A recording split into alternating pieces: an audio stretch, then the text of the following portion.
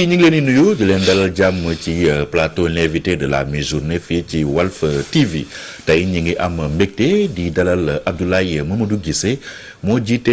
parti bii di Fulla ak Fayda partem bokkoon ci coalition Yewwi Askan Wi te fan yële la démissionné génn ca coalition bi donc nag tey mu war ñoo wax lan moo waral mu beddeeku génn ca coalition boobu. Abdoulaye Mamadou Guissé maa ngi lay nuyu. Pierre maa ngi lay nuyu di la sant di nuyu waa Walf téléspectateur Walf Fadjri yëpp di am mbégte aussi jàkkaarloo ak yow parce que xam naa ne Pikine nga sosoo man aussi Pikine laa sosoo donc jàkkaarloo bi dina ma neex lool. ñu ngi lay gërëm bu baax si li nga ñëw wuy si sunu invitation. jërëjëf alors comme ni ma ko waxee léegi sànq ba ma lay laaj naka nga bëgg ma présenter la da nga ma ne ex membre de la coalition Yewwi Askan Wi. oui lan moo waral nga jógee Yewwi Askan Wi. Pierre li njëkk mooy. ànd boo gis ànd nawle moo ci gën maanaam bu dee da ngeen ànd ngeen dajale seen pexe dajale seen alal ngeen ne da ngeen di jël dem bokk ay élection bokk li tubaab def projet de société ni signé benn charte boo xam ne sànq dama ko sax fàtte wax ci français bi charte boo xam ne ñu ne nii la ñuy doxalee léegi ñu am kuréel bu ñuy teg ba tudd conférence des leaders foofu la ñuy waxtaanee lépp waaye daanaka su ndoxaan nga neexee maanaam bi ñuy ñëw fexe nañ ba ñu ñëw bokk ci te tamit bi ñu ñëwee gis nañ balaa mbir mi di démarrer wax ji bëri na coono gi xeex gi seen biir mais ñun ñu gis ne coow li yëpp nañu fexe ba teg coalition boo xam ne moo fi jëlee nguuru Macky Sall loolu moo ñu tax a jóg te loolu waxtaan la suñu biir juboo ànd nekk benn bi ñu defee loolu waxtaan ba xel yëpp dellu si waat ñu teg coalition bi di liggéey jël sunu alal ñu laaj ñu ay cotisation ñuy cotiser sunu xam-xam def ko ci ñu xëy suba teel ñu commencé maanaam mel ni kuy doxaan maanaam doxaan gi day neex waaye bu demee ba sëy ba boo taqee jabar ji rek léegi yow nga commencé wor boobu nag tey moo ñu indi ñun sunu parti bi nga xam ne Fulla ak Fayda la tudd. dañ leen wor dañoo wor ci naka dañoo wor parce que li ñu waxante woon maanaam ci wàllaam ci ni démocratie interne maanaam kuréel gi ñu seq ku si nekk da ngay wax sa xalaat ci doxalin bi dañoo dem ba ci biir léegi ñeenti nit ñooy décider wala ñaar mooy Ousmane Sonko Khalifa Sall grand parti ñoom ñooy décider léegi ñun lan mooy suñu njëriñ ci biir. parti yu fa ëpp solo yu fa ëpp doole. waaw ñoo fa ëpp dañ naan ci coalition dafay am parti yoo xam dañuy compter am parti yoo xam dañuy peser. waaw mais loolu nag mooy indi ëllëg boo jëlee réew. doxalin boobu ngay doxal foofu nga ne parti yu ndaw lañu dama lay fàttaliku Pierre bu dee parti bu ndaw la parti bu ndaw bu ko laaj cotisation mais parti bu ndaw boo xam ne boo cotiser 1 million mu cotiser 1 million soo cotiser 500 millions 500 000 mu cotiser 500 000 léegi loolu ana différence parti bi xëy na. ci wàllu électorat. waaw wàllu électorat xëy na yaa ëpp électorat mais bu dee soxla woo nit ki kon bul jël alalam bul jël alalam bul jël xam-xamam ne ko kaa ñu bokk te nit ki boo ko woowee ci coalition. Ablaye Wade daf ñu doon wax ne man Ablaye Wade parti yu ndaw yi sax laa gën a jox cër que parti bu mag ndax parti yu ndaw yi dañuy def seen xam-xam ba jeex tàkk loolu waral mu doon ànd ak Dansokho PDS ak Dansokho ak PIT duñu woon benn ñu bëri sax dañu doon wax Dansokho benn nit moo koy votel jabaram moo koy votel moom kese wala moom jabaram te pourtant Ablaye Wade da ko doon teg ci kaw benn da ngay jël Ablaye Bathily dañ doon wax Ablaye Wade du mu fonkee ay Bathily ak ñooñu mais xam nga lu waral loolu parce que nit bu dee da nga jël sa bopp def sa bopp yàlla ba defee ne fu mu nekk mbir mi yow la coow lu yow a loolu moo lay indi nga naagu te boo naagoo nga daje koo xam ne tey ku mel ni Macky Sall nga xam ne dafa ñor ci politique moom tey coalition bi lu mot 70 partis politiques nga fa yoo xam ne sénégalais yi xamuñu leen te pourtant daf leen téye boo xam ne bu Benno Bokk Yaakaar ba jamono ji may wax ak yow kenn mësul dégg Benno Bokk Yaakaar nit quitté na fa wala bu amee benn exception nga la ngay dégg mais lu waral loolu cër bu mu jox coalition ay ñi mu àndal man dama yaakaaroon ne ku mel ni Ousmane Sonko wala Khalifa Sall noonu la ñuy doxalee mais bu loolu weesoo yow da ngay gis ne même koom bi ñu collecté xaalis bi ñu collecté maanaam def campagne pour uti xaalis pour lu ñu campagner xaalis boobu bi mu ñëwee ñun parti ba léegi xamuñu xaalis bi fu mu dugg te ñoom jël nañu alal boobu. battre si campagne ngeen campagne mais man campagne mu ci keneen campagne yu si parce que boo xoolee xaalis boobu ñoom ñoo ko jëriñoo ñoom parti yooyu ma lay wax ñeenti wala ñetti parti yooyu léegi loolu lu mu tekki xam nga loolu lu mu tekki mooy suba bu ñu la joxee réew Sénégal nii rek nga koy def maanaam dictature ngay def parce que dictature mu ngi commencé ci coalition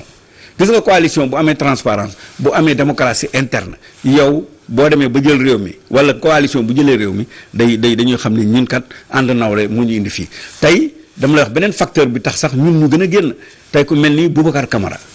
nga xam ne bu ñuy sos coalition bi liggéey bi am solo yëpp Boubacar Camara ko def liggéeyu xel xalaat te ci côté sax teg ci comité électoral yi si Sénégal gi yëpp moom partem jëngu daf ci jouer rôle bu am solo moom Boubacar Camara jël alalam en dehors la ñi di cotiser moom ñi gars yi di cotiser moom mu jël alalam def si mais Boubacar Camara la njëkk a wor moom la ñu njëkk a won wor bu metti mu bàyyi dem donc tey ñun li ñuy firndeel la rek ñoom maanaam ay dañuy wor mooy d'abord que ñoom élection locale yi bi mu ñëwee ñun Sénégal bi yëpp 557 communes Pierre Edouard ñun amuñu benn commune candidat fulla ak fayda loolu est-ce que jaadu na. waaw mais bu dee ñoom dañoo xalaat ne bu ñu leen investir du ngeen gagné tamit parce que nit ñi xamuñu leen est-ce que danañ jël risque boobu. waaw mais nan ngay mais xam nga dafa Ousmane Sonko dafa wax lu am solo keroog dafa ne Casamance Ziguinchor ñetti fan la campagne gagné Ziguinchor ma ne ko man campagne ma Pikine ngeen perte Pikine campagne bon ville Pikine ñoom de toute façon Yewwi Askan Wi amu fa woon candidat. amu fa nu muy amee candidat parce que nu muy amee dañuy forclos parce que boo duggee ci dëkk jaaroo ci fi nga bunt bi tey Pikine ñaari nit dafa nekk mooy Ablaye Mamadou Guissé ak Aminata Lo Dieng ñoo fa nekk ñoom ñaar ñëpp nga teg leen sànni leen ko may kawas yu yàqu nga ne duñu même commune bi ñu dëkk sax nga ne duñu fa nekk candidat amuñu benn commune candidat ñun à Pikine waxuma la nag feneen Sénégal alors que tey Casamance bi Ousmane Sonko dëkk man am naa fa koo xam ne war na mën a nekk candidat mais ñoom dañoo seppi dañ ne Ousmane Sonko mooy candidat Guédiawaye ñu ne Ahmed Aïdara mooy candidat conflit d'intérêt yoo xam ne da nga koy gis yu doy waar ci biir doxalin bi ba pare loolu yëpp sax boo ko tegee ne déclaration yi nga xam ne Ousmane Sonko dina ko faral di def loolu aussi ñun day maanaam Sénégal yi du ñu cëral parce que nit bul xool ne tey rek Sénégal yaa ngi la bëgg bul foog ne ñu ngi lay bàyyi xel bul foog ne ëllëg am na looy def dañuy dem ba xeeb la. mais déclaration yi engagé wul coalition bi. mais boppam la engagé ak parti am. mais ba non engagé na Pierre Edouard gis nga bu ñu nee Yewwi Askan bi Ousmane Sonko bu taxaw di xas juge boo xam ne bàyyeeku na fi yàlla na yàlla ko yërëm yóbbu ko àjjana taxaw di ko xas Samba Sall yàlla na ko yàlla yërëm di ko xas si télé bi taxaw ne man justice bu ma woowee du mu ñëw loolu ñun daf ñuy discrédibilité ba pare Ousmane Sonko mooy kan ba juge bu ñu ko woowee du ñëw wuy ci mais loolu tey bu ko waxoon conférence des leaders nii lii laay wax dañ naan ko lii doo ko fi waxee parce que lii boo ko waxee ñun la engagé donc tey 14 mars événement 3 mars yi ñu rey ay sénégalais loolu ba léegi duñ ci àddu boo ñëwee conférence des leaders nañu wax ci waxu événement 3 mars yi ñoom dañuy préféré nu ñuy protéger Ousmane Sonko ci affaire Adji Sarr mais ñun fulaak fayda ñaari nit ñaari kilifa ñaari jigéen ak góor boo xam ne dañoo gisante bëggante dem daje fenn ñun suñu yoon newu ci suñu yoon nekku ci ku ci ut bànneex wala plaisir man ñun suñu yoon newu ci ndax man am na heure yoo xam ne man du ma violer couvre-feu man Ablaye Guissé du ma bàyyi samay soxna sama kër di génn guddi donc loolu moom rek la engagé donc Adji Sarr aussi xale bu jigéen la moom mi nekk ci salon de massage yi moom la engagé ndax man dama am doom di ko yóbbu salon de massage. waaw mais xam nga coalition boo gis dafay am ñu ñëw pour gàmmu si am ñeneen ñoo xam tamit dañoo ñëw ngir raasi dem. dañu ne biir coalition boobu dafa am ñoo xam ne ay pion Macky Sall la ñu woon ay tobu Macky Sall est-ce que loolu taxul sax ba leaderu coalition bi méfié wu si ñeneen ñi. waaw mais kon ku mel ni Boubacar Camara bu ne tobu Macky la te Boubacar Camara képp ñëpp gis nañ ko liggéey bi mu liggéey tey mu ngi Bénin nekk directeur général douane Bénin Boubacar Camara amul leen loo xam da koy dox pour ci Macky Sall man de nee naa la ci ñi ma àndal ñooñu boo gisee sax ku gën a radical mais bu ñuy wax radical mais maanaam opposition bu jaar yoon man la coalition bi Yewwi Askan bi bu ñu ko tegee ba léegi maanaam man li muy reprocher régime Macky Sall ñoom sur le plan technique amul kenn ku koy def. souvent gars yi noonu la ñuy def de dañuy ñëw pëndal. non bu génnee dem. non mais Pierre gis nga xool asamaan jartu bu xante tey man fayoo ma pour ma toog opposition kenn fayoo ma pour ma toog opposition kenn fayoo ma aussi dama kaay dem pouvoir tey parti su demee ba toog ak parti bu mu mënta doon. bu toogee ba xëy suba teel ne fii la bëgg a dem kenn mënu ci dara xam nga lu tax parce que Pierre ñun ñëpp ay Sénégal lañu ay citoyen lañu parfois danañu xool luy doxal réew su dee lii day doxal réew ñu ànd ci su doxalul réew nag ñu ne lii doxalul réew mi duñ ci ànd mais nag politique dafa yàqu parce que léegi politique loo wax ñu ne problème intérêt personnel la man damay dégg Khalifa Sall ñu naan day dem palais dama koy dégg. ah bon ah oui Khalifa Sall day dem palais dama koy dégg ci biir bi ñuy nas coalition bi loolu maa ngi koy dégg ñu naan ma tey moom Macky Sall ñoo añ. waaw mais méfiance boobu maanaam ku nekk di moytante suñuy moytantu ñu ne fan lañ jëm kon jarul ñu def coalition man bu dee da nga may moytu su ma ñëwee nga ne ma da nga may dugal ci coalition bi su dee wóoluwoo ma mais ne ma bul signé charte bi ndax charte boo ko signé ñu ne la fayal kaay jox cotiser pour ñu dem élection mu cotiser kon kay yow lii wax yooyu wax ko daanu sareet rek wala maanaam kii tubaab di wax qui veut tuer son chien l'accuse de rage loolu rek la du leneen mais man sama conviction dafa simple ñun fulla ak fayda la ñuy demee mooy nit ki da ngay nekk nit da ñuy jox suñu cër da ngay gëm Sénégal da ngay bëgg réew mi ñu ànd ak yow ci loolu bëggoo ko gëmoo Sénégal sa bopp nga gëm nga dem ak sa bopp ñu dem ak sa bopp Cheikh kii Mbaye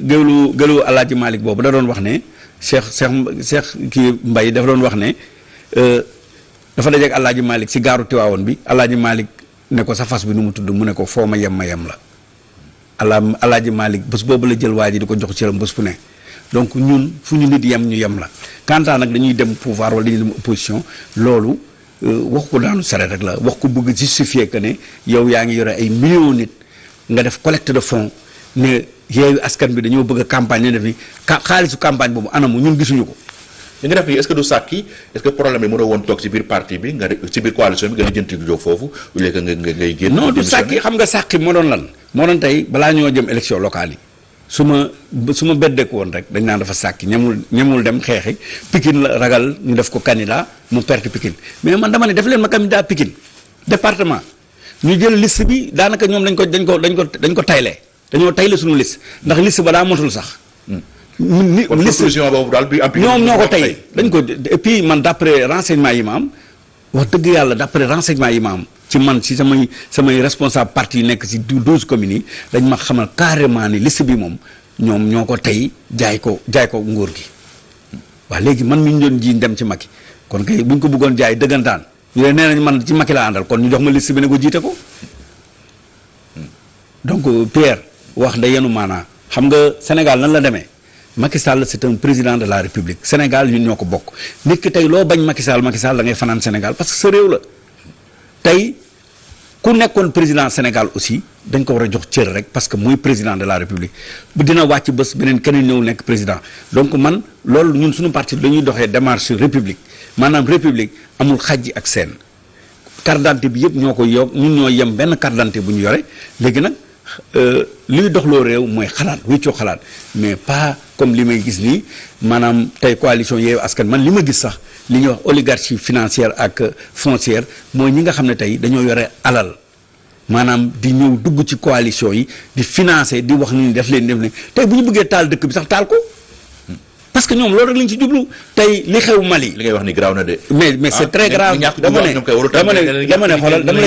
dama lay jox exemple tey Sonko mu ngi duggee ci politique ci Tahibou Ndiaye la duggee ci politique syndicaliste la woon affaire suuf la doon xeex tey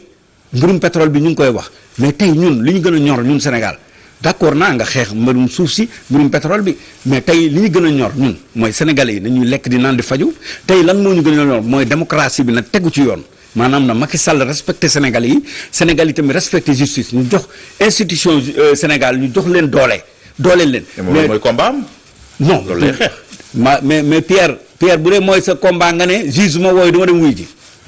loolu yaa ngi wax xale yi bu leen juge wooyee bu leen dem wuy ji bu leen police convoqué bu leen wuy ji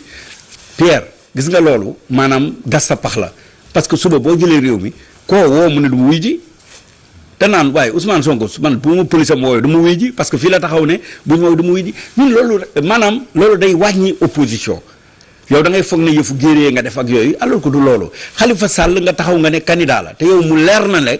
li ngay wax noonu yow conférence des leaders toogoo kenn nga wax nañu dañuy def Khalifa Sall candidat ba ñëpp ne ànd nañ kon idée boobu fu mu jógee. mais moom moo ko créé wax ko xam nga am na ñoo xam ne bu journaliste yi taxawee presse bi def nii rek dañuy wax lu leen neex. parce que Khalifa Sall mënu nekk tête de liste nationale ci législative yi te yéen manko wala si ànd si. mais ànduma ci ñun ànduñu si yëguñu ko. léegi man bu dee ñoom dañ ci ànd yëg ko mais au moins nañu woo ñu réunion nañu ñun de dañu bëggoon rek Khalifa boobaa dinaa leen ne Khalifa du mën a nekk candidat ndax 2017 dama ko waxoon dem Versailles si Ablaye Wade nekk ak moom ñetti weer bi ma ñibbisee man maa ne Ablaye Wade Karim Wade mënul nekk candidat ndax dañ ko tëj dañ ko condamné te loi électorale bi article 27 bi dafa ne ku ñu tëj ay juróomi at waroo mën a nekk candidat Khalifa Sall moo la gën a xam ne mënul nekk candidat su ko mënoon nekk kon mairie de Dakar bi mu nekk fa candidat nekku ko donc. loolu législative bi du nekk na si mën nañu ko amnistie ci diggante bi. waaw mais amnistie nag loolu beneen débat la parce que loolu tey bu ñu dee dañ koy poser sur la table. combat la rapport de force la tamit. rapport de force. waaw mais Pierre. en politique ak yu bëri da nga koy. mais Pierre rapport de force tey jii mënoo nangu ni Poutine di def ki Ukraine nga ne rapport de force la rapport de force justifiewul dara injustice mënul justifier dara rapport de force boo koy def da nga koy teg ci yoon nga koy teg yoon moo tëj yoon boobu da nga koy jox cër d'abord yow nga ne yoon boobu faale woo ko mais yoon boobu juste suñu juge yi nii suñu administration xam nga Sénégal dañuy wax ci Afrique administration Sénégal dañuy centraliser l'excellence c'est la meilleure administration Sénégal suñu justice ñooy les meilleurs suñu police ñooy meilleurs suñu gendarmerie ñooy meilleurs waaye léegi lu tax yow ngay opposant nga diingat institution yi bés boo nekkee président nga taxaw tele ne ñoom ñoo fi mun man Pierre tey fii laa koy waxee nous sommes les meilleurs partout parce que bëgguma ëllëg yore réew mi su ma ne ñun ñooy la meilleure justice gars yi ne ma Ablaye Guissé mosoo wax lii. léegi sur le plan national résultat yi Yewwi Askan Wi am yow ban jàngat noo ko apprécier. non man dama gis ne am na lu ñu doon liggéeyee Pierre moo am démocratie interne investiture yi ñu waxtaan ci man je pense que dañuy gagné Benno Bokk Yaakaar mais tey gis nga li cour suprême résultat yi ñu joxe kii bi Pikine firndeel nañu dañ fa xalangu donc loolu rek da lay wan ne te Pikine moom boo ko perte ci élection mooy perte nga lépp Pierre mun nga perte fu ne mais bul perte Pikine moo tax ñun Pikine dañ koy tiitaroo te tat Pikinois yi nelawuñu ndax tey jii man bi ma nekkul candidat quelle que soit coalition Yewwi Askan dimension grandeur bi mu am ñoom loolu daf leen am dañ cee mer parce que dañ ne. da ngaa saboté banque say loxo toog di seetaan. non man dama campagne 6 mois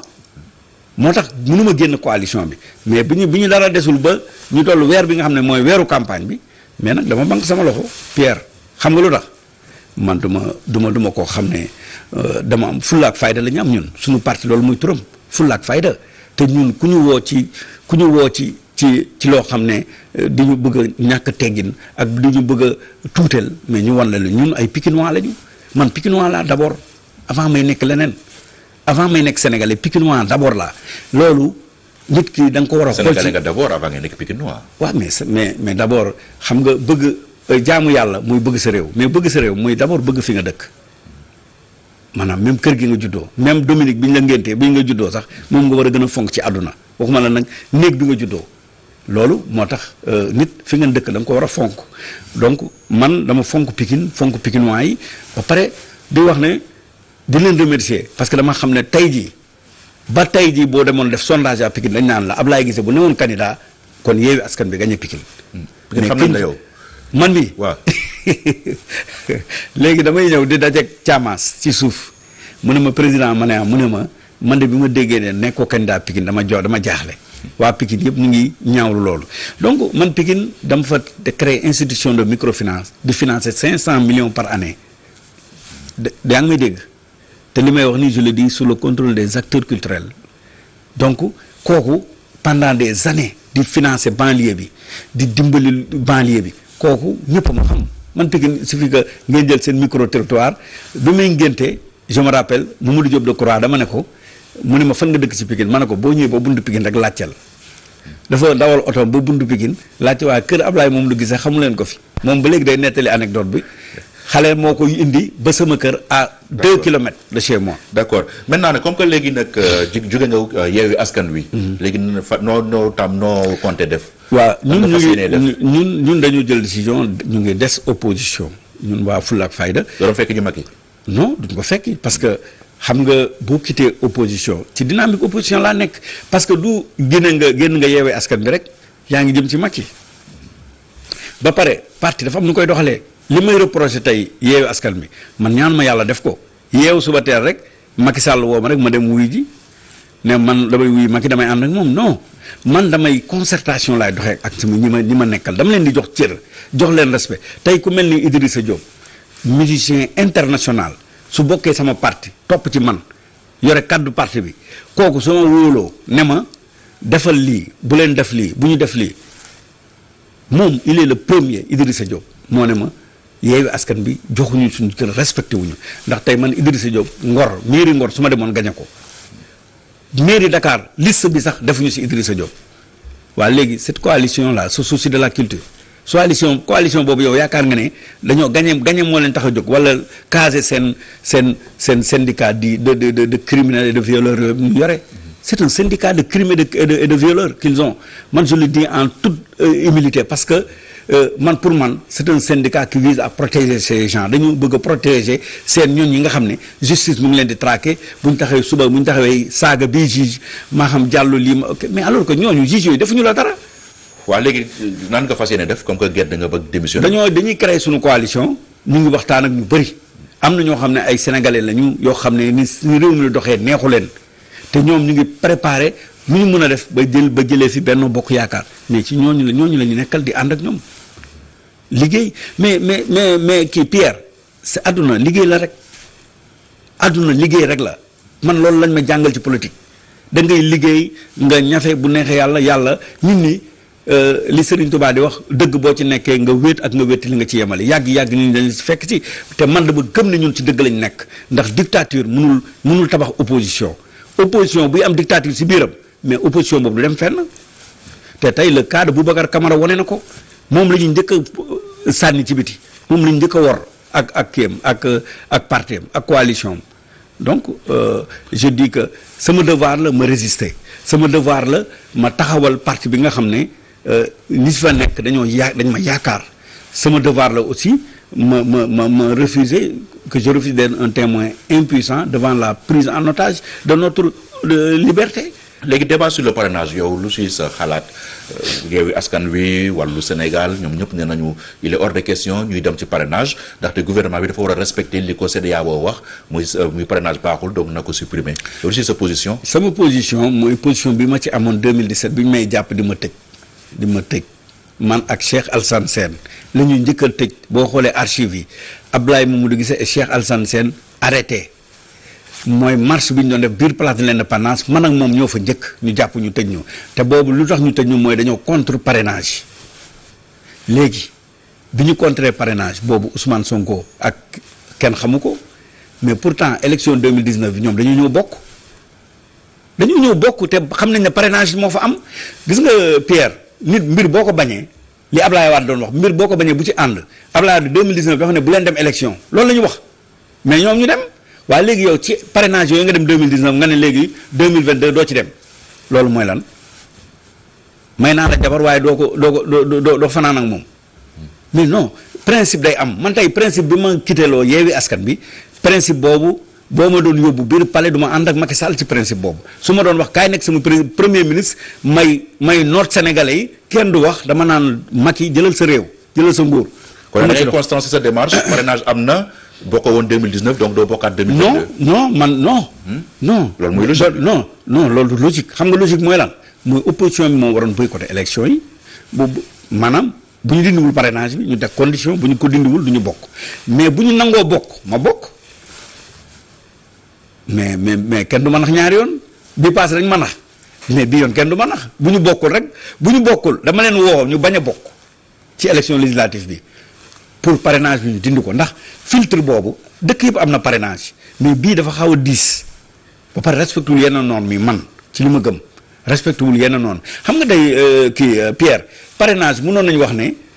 dem leen jël ñi nga xam ne mos nañ nekk conseil municipaux wala maire wala député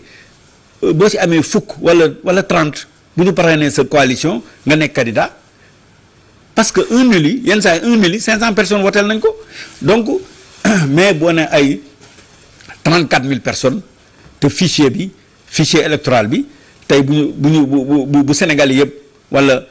14 régions yëpp ku ne bu ñu bëggoon am région bu ne bu ñu amoon 5 candidats kon du ñu mën a am ay parrain kon ils sont éliminés d'office. man je suis contre le parrainage mais je suis contre aussi que opposition bi buñ ne bëgguñu parrainage ba pare dem élection nelawal ñeneen ñi maanaam ñun ñu bañ parrainage yéen ngeen ne bañ nañu après teg ñu foofu ndànk dem déposer ce dossier. te doo boycotté non plus. non du ma boycotté parce que maa ngi waxtaan ak yenn leader yu yoo xam ne opposition bi nga xam ne ñoom dañuy xalaat bëgguñu xale yi dee ci mbedd mi parce que man Pierre sama problème mooy loolu man homme de culture la man même si mes propos sont violents la finalité c'est la paix. xam nga ko. ah d'accord nga ko. d'accord nga ni ces propos dafa violent. oui non déggoo ma ne. même si mes propos sont violents la finalité c'est la paix.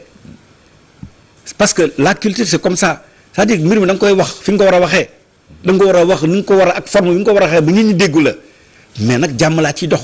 parce que man dama bëgg Sénégalais di yeewu ci jàmm di lekk di naan nekk mais bëgguma ñuy dee ci mbedd mi. mais sur un plateau de télé quand même il y a des expressions à éviter parce que boo nee c'est un syndicat de criminels et de violeurs voilà yooyu je pense wax yooyu mën na ñàkk. waaw mais. quand je dañ d'accord si loolu rek. non pour ñu mën a quand je parle de syndicat de criminels et de violeurs c'est parce que simplement que démarche bi ñu bëgg a jël une coalition transformée dañ ko transformer en un syndicat. Pierre loolu waruñu ko c'est la vérité dañ koy wax. mais mosoon nga retirer phrase boobu parce que voilà ay xale yi ñuy déglu te waruñu wax yenn yi ñu koy wax nañ d'accord si loolu rek. waaw d'accord je le retire. waaw voilà je le retire Pierre. jërëjëf Pierre Abdoulaye moom et puis may loué sa yar ak sa teggin parce que gis naa ne nit ku pacifique nga te man aussi je suis pacifique Pierre parce que seulement dama bëgg rek nañuy jël ko nañu contextualiser la démocratie du xeex du rey xale yi démocratie du jaay doole parce que man loolu laay reproché Macky Sall xeex ak jaay doole bëgguma ko donc mënuma nekk nag fenn foo xam ne tamit noonu la ñuy def nit ñi. loolu lu muy indi ëllëg. rapport de force aussi ci politique la bokk. non loolu Pierre loolu du rapport de force rapport de force bi ngay wax c'est day respecter règle démocratique rapport de force gis nga Pierre man xam nga lan laay wax chaque jour damay ñee dafa am ministre bu ñu amoon Mamadou Seck xaw ma bu newoon ministre de l'économie et des finances ñu accuser ko détournement comme ni ñu accuser Khalifa Sall mais lan la def dafa démissionné tey Ousmane Sonko début bi waru woon xaar sax ñu dindi kiiraayam xam nga lu ma waroon def dafa waroon démissionné wañe bokk benn élection ne justice leeral leen ma xam nga loolu lu muy def day may doole justice bi justice dañuy xam ne kii daf leen jox cër. jërëjëf merci beaucoup. waaw Abdoulaye Mamadou Guissé. secrétaire général national bu parti bi di Fulla ak Fayda. nga nekk itam membre coalition Yewwi Askan Wi ñu ngi lay gërëm bu baax. maa ngi lay gërëm di la sant Pierre. bien mbokk yi fii la ñuy yem ak yéen ci invité de la mi-journée ñu ngi leen di gërëm ci li ngeen ñu doon suivre di leen jox